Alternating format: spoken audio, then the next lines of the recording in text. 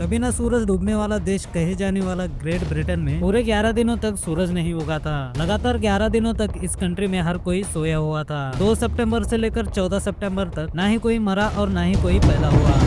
दोस्तों कहा जाता है एक बार एक इंसिडेंस ऐसा भी हुआ था। ब्रिटेन कंट्री में पूरे 11 दिनों तक सिर्फ रातें थी, यानी इन 11 दिनों में दिन ही नहीं हुआ था और इन 11 दिनों में हर कोई सोया हुआ था। सबसे चौंका देने वाली बात यह है कि इन दिनों में ना तो कोई मरा और ना कोई पैदा हुआ। ये बात सुनकर आपको भी शायद यकीन नहीं हो रहा होगा। चाहे तो गूगल जाकर सर्च कर सकते हो सितंबर 1752 का कैलेंडर। सितंबर के महीने में आपको दिख जाएगा कि इसमें 2 तारीख के बाद डायरेक्ट 14 तारीख ही दिखेगी। आखिर इसमें से 11 दिन कहाँ गायब हो गए हैं। दिमाग को कंफ्यूज करने वाला ये इंसिडेंस आखिर हुआ कैसे था, इसके पीछे का फैक्ट सुनकर आप भी चौंक जाओगे कि इसके बारे में एक्चुअली में लोगों के द्वारा कैसे हाइप क्रिएट किया गया है।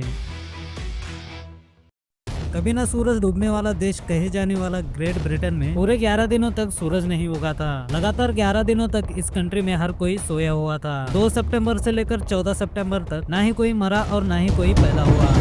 दोस्तों कहा जाता है एक बार एक इंसिडेंस ऐसा भी हुआ था। ब्रिटेन कंट्री में पूरे 11 दिनों तक सिर्फ रातें थी, यानी इन 11 दिनों में दिन ही नहीं हुआ था और इन 11 दिनों में हर कोई सोया हुआ था। सबसे चौंका देने वाली बात यह है कि इन दिनों में ना तो कोई मरा और ना कोई पैदा हुआ। ये बात सुनकर आपको भी शायद यकीन नहीं हो रहा होगा। चाहे तो गूगल जाकर सर्च कर सकते हो सितंबर 1752 का कैलेंडर। सितंबर के महीने में आपको दिख जाएगा कि इसमें 2 तारीख के बाद डायरेक्ट 14 तारीख ही दिखेगी। आखिर इसमें से 11 दिन कहाँ गायब हो गए हैं। दिमाग को कंफ्यूज करने वाला ये इंसिडेंस आखिर हुआ कैसे था, इसके पीछे का फैक्ट सुनकर आप भी चौंक जाओगे कि इसके बारे में एक्चुअली में लोगों के द्वारा कैसे हाइप क्रिएट किया गया है।